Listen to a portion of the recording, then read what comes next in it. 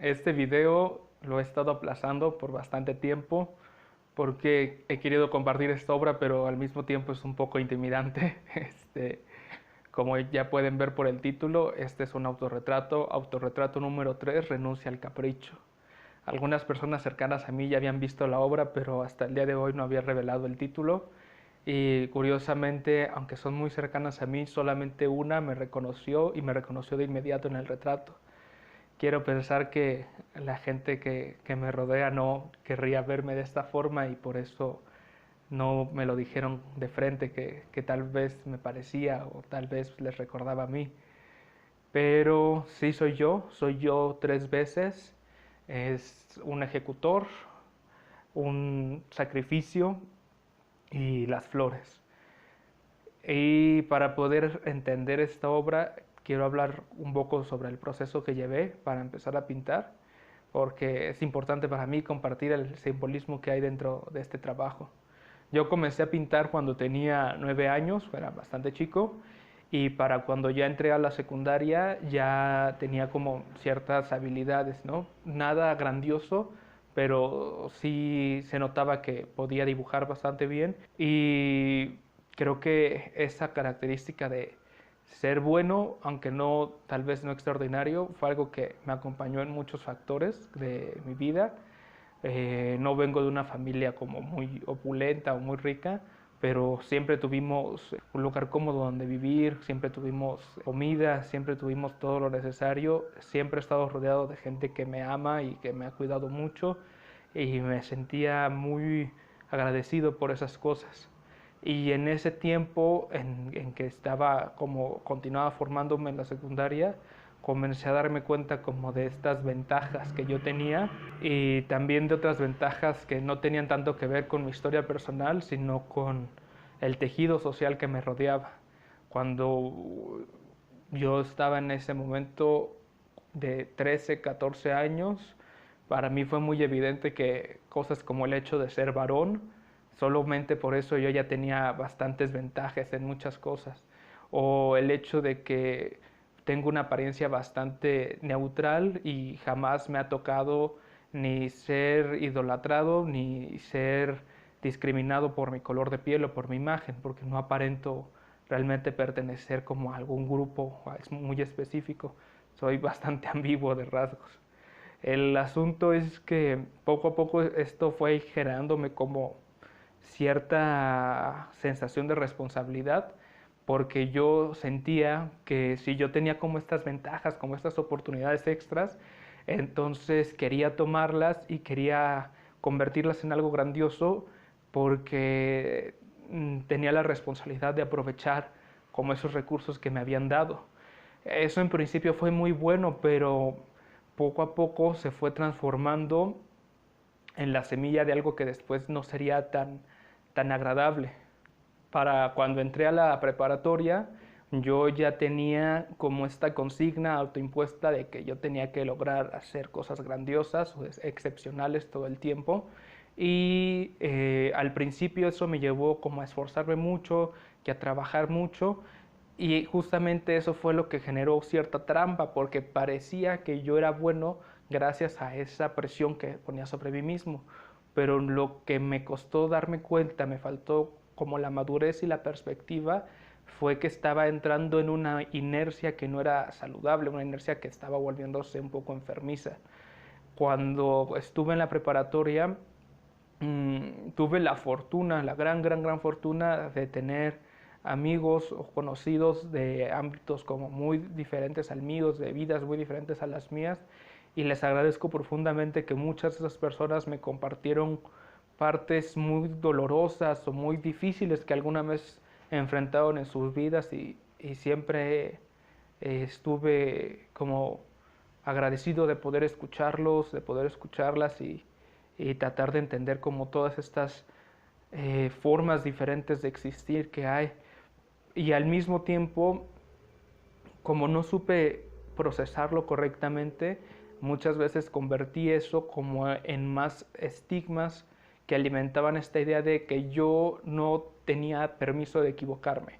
Yo no podía equivocarme porque si había tenido tantas ventajas y había tenido en cierta forma la oportunidad de avanzar en mi trabajo y la oportunidad de ser apoyado por mi familia, yo debía de estar siempre en lo correcto y yo debía hacer siempre las cosas bien.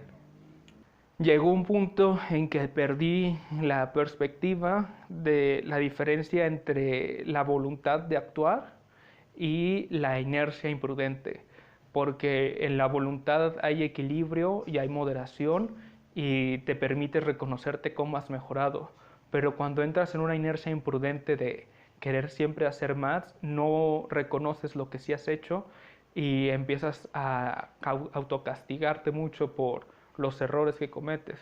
En esa misma inercia, mucho antes de terminar la preparatoria, a un año y medio antes de salir de preparatoria, yo escogí no solo la carrera, sino específicamente a qué universidad me iba a ir, porque yo tenía como esa sensación de necesitar como comerme las cosas, como de ir más rápido, porque sentía que estaba tardándome demasiado en aprender.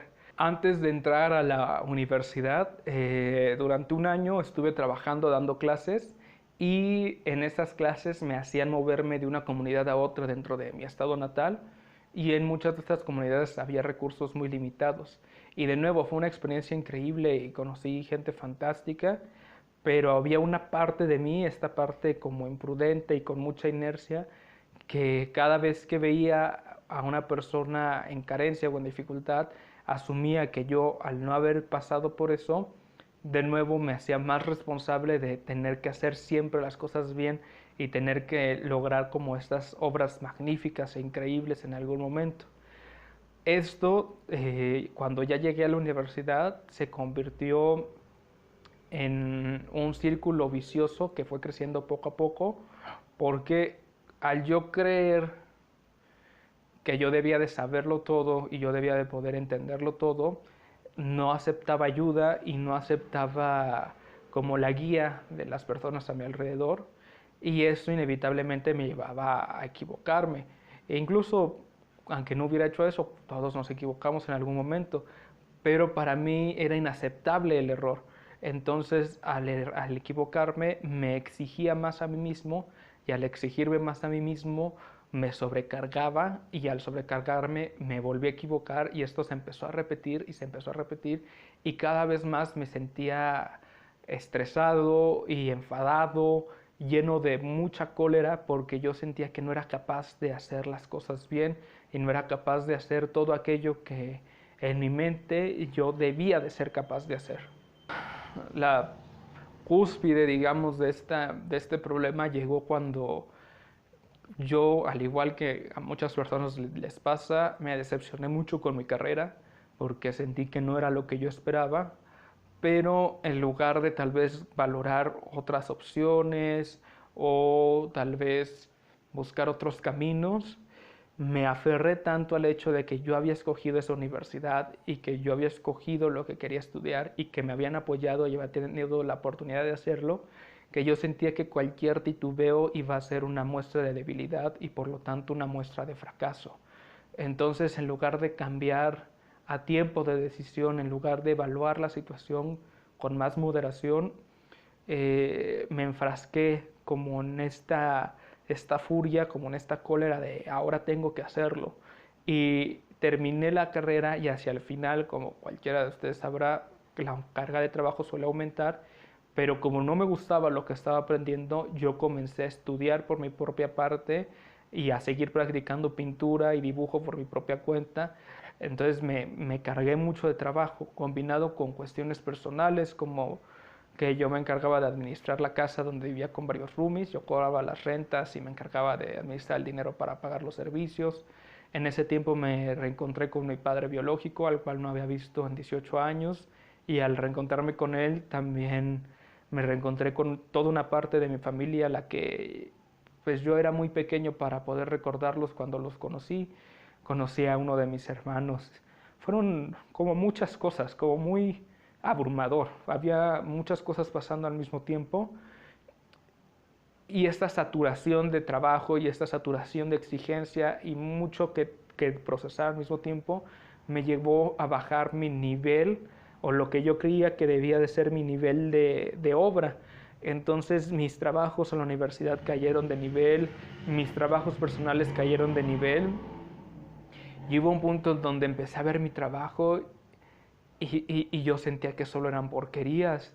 Y me empecé a sentir terrible porque en mi cabeza yo decía, si esto, si dibujar y pintar, que es para lo que me he esforzado tantos años, no puedo hacerlo bien, si dibujar y pintar, que es para lo que he estudiado tantos años, solo puedo llegar a esto, entonces, ¿para qué soy bueno?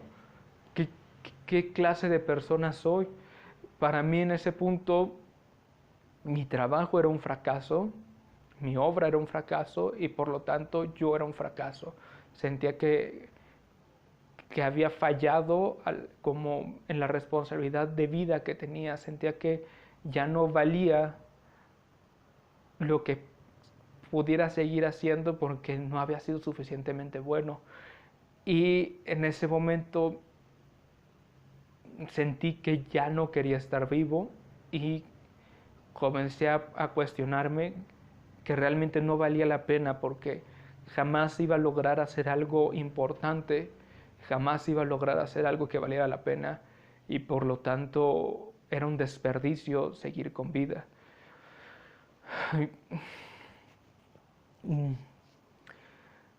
En algún momento esto me llevó a sentirme como desconectado, me llevó a sentirme cansado de esforzarme, sentía que ya no valía nada la pena y una parte de mí se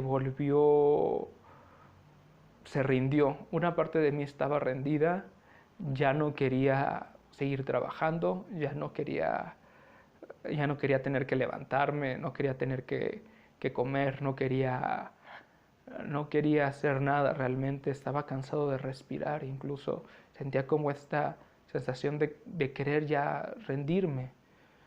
Y había otra parte de mí que estaba lleno de furia y lleno de ira porque sentía que todo esto que me estaba pasando era completamente mi culpa, era absolutamente mi culpa y que por lo tanto yo no podía quejarme y tenía que levantarme y tenía que hacer las cosas bien.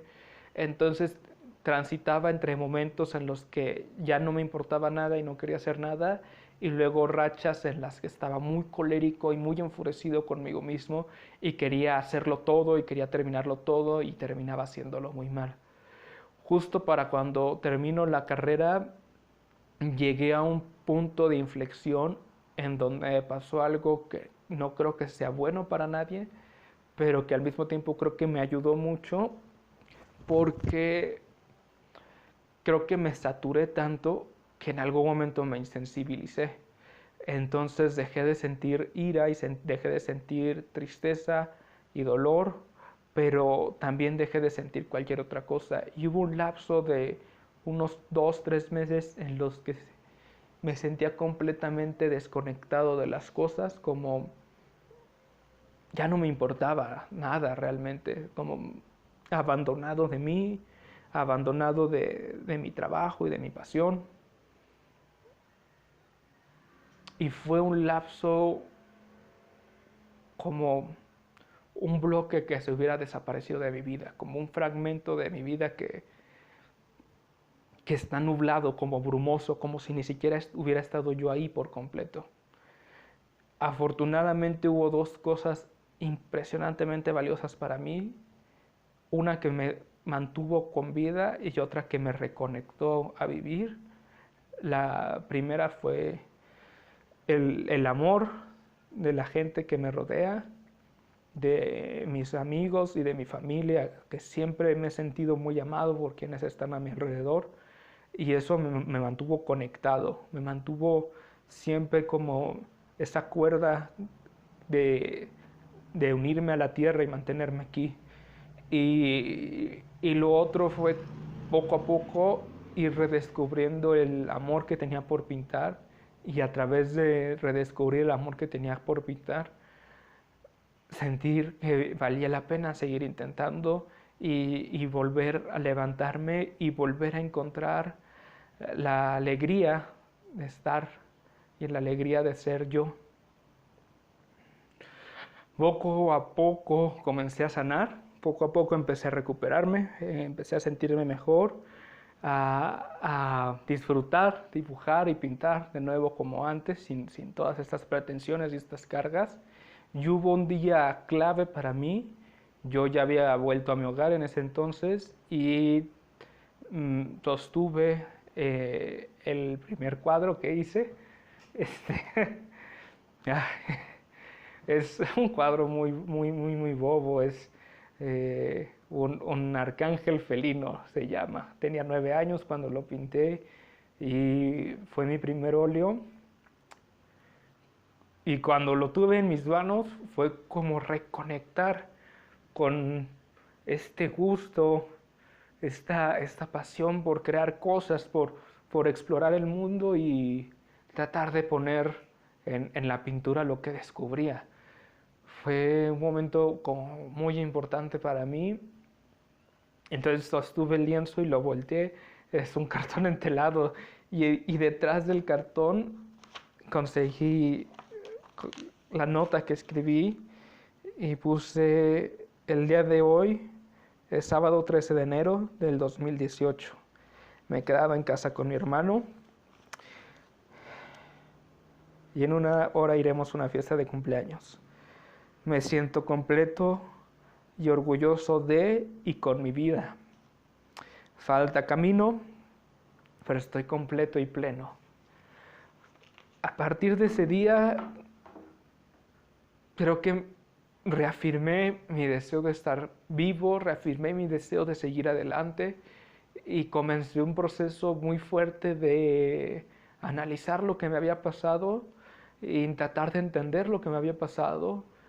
Y al poco tiempo de eso surgió en mi mente esta imagen y decidí que tenía que pintarla. Y en esta imagen, ahora que ya conocen la historia, lo que está representado es justamente lo que ocurrió en ese momento, esta división que hubo en mi mente entre una parte de mí, a la que llamo el sacrificio, que se desconectó del deseo de la vida, me desconecté de querer hacer las cosas y entré en un punto como de completo abandono. Y la otra parte, el ejecutor, que era la parte llena de odio y que en esta inercia de querer levantar al otro, de querer sujetarlo, también lo está destruyendo y lo lastima. Pero hay algo bueno también, porque como dije son 3 personajes, las flores son un personaje y las flores también soy yo, porque bueno, yo soy Flores, así es como me llaman mis amigos y mis conocidos desde hace muchos años y es el nombre por el que me gusta que me llamen, pero también porque en estas flores hay un simbolismo. Para mí 2 cosas importantes que me acompañan desde hace mucho tiempo son el cráneo como símbolo del humanismo, como símbolo del pensamiento, también como símbolo de lo firme. El cráneo es una estructura sumamente compleja, una estructura biológica sumamente elaborada, que es muy resistente y perdurable.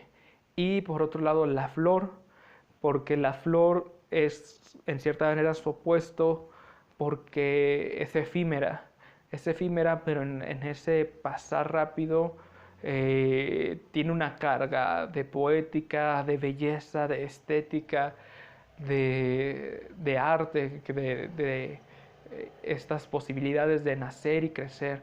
Y entonces, aunque la flor muera, la flor abre camino a cosas nuevas, abre camino al fruto, abre camino al crecimiento. Además de ese significado importante como personal para mí de las flores en específico que pinté también tienen algo de historia, porque las flores azules son flores de acónito. La flor de acónito es sumamente tóxica, de hecho es tan tóxica que no necesitas comer la planta, basta con que la planta crezca cerca de otra que sí sea comestible para que las raíces la contaminen y te envenenes a través de eso.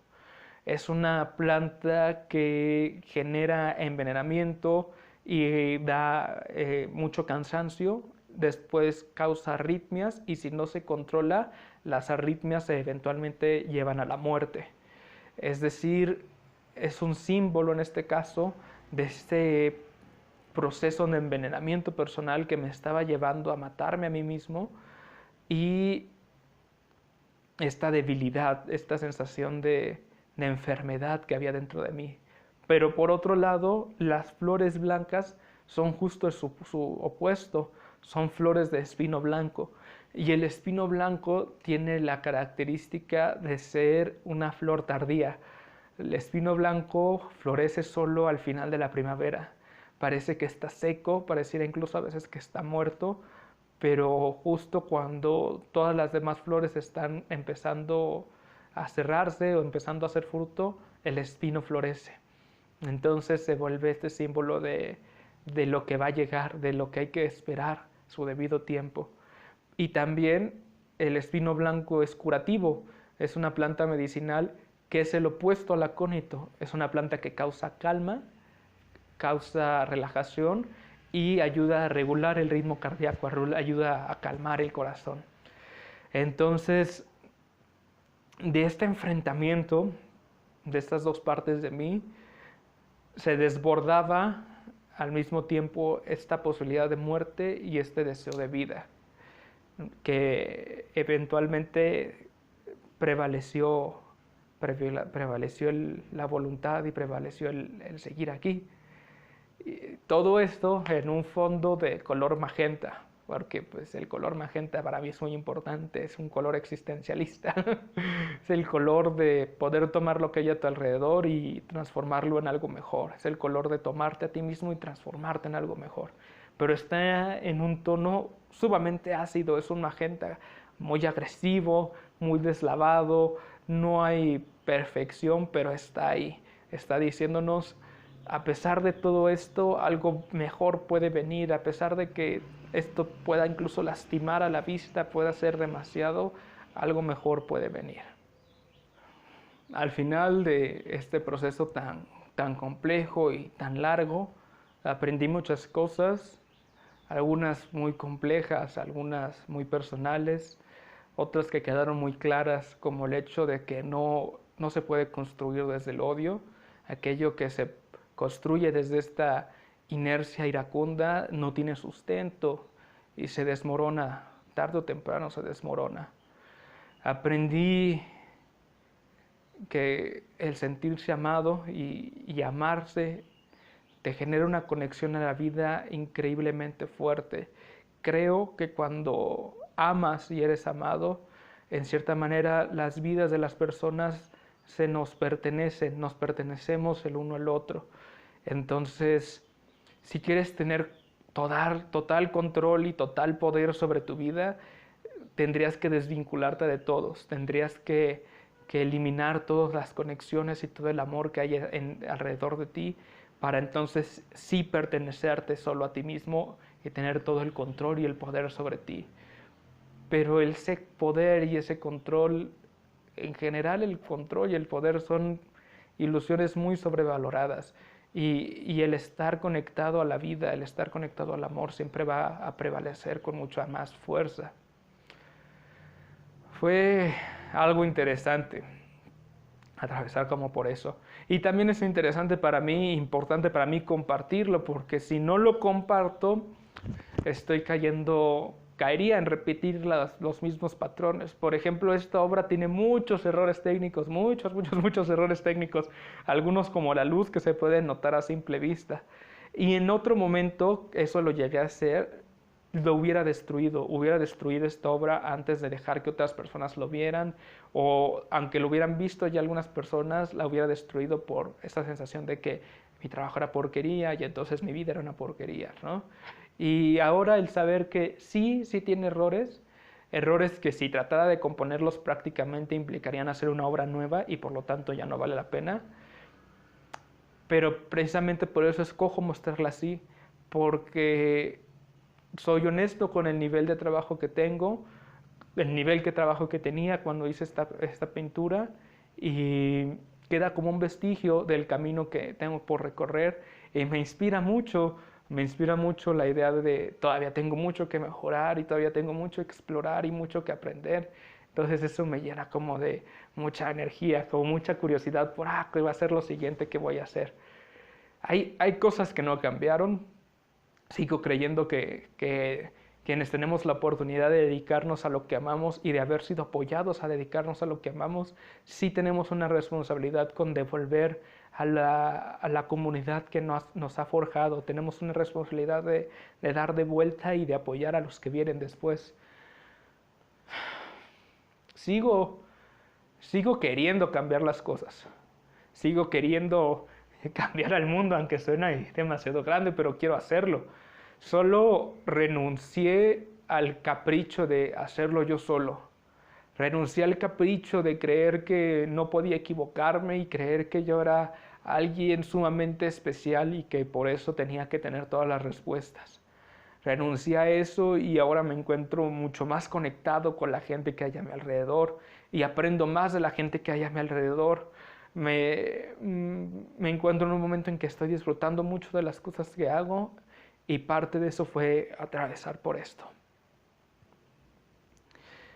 Mi meta es seguir mejorando y seguir esforzándome porque quiero eventualmente lograr encapsular en mis obras esta voluntad que siento de querer cambiar las cosas y de querer mejorar lo que hay a mi alrededor, la fe que tengo en que la capacidad creativa humana y la capacidad de transformar que tenemos nos va a llevar eventualmente a que todos podamos vivir mucho mejor. Quiero poder poner todo eso dentro de mi trabajo y que en 1 año o en 10 años o en 100 años alguien lo vea y pueda sentirse conectado, pueda saber que no estamos solos, pueda saber que ha sido el sueño de muchos mejorar las cosas y al ver mi trabajo pueda sentir que yo lo estoy viendo y pueda escucharme que le digo fuertemente, te miro y creo en ti.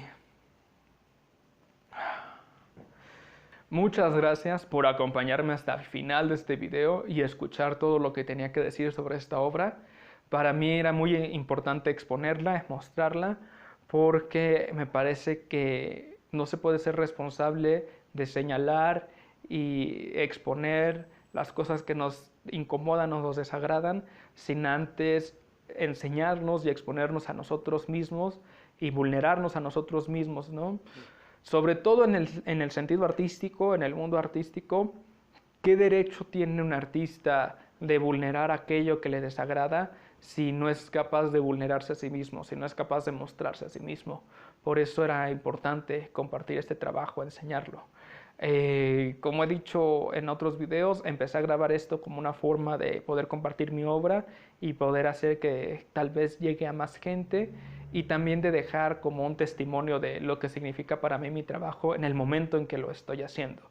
Te agradezco si puedes compartir el video para que llegue a mucha gente.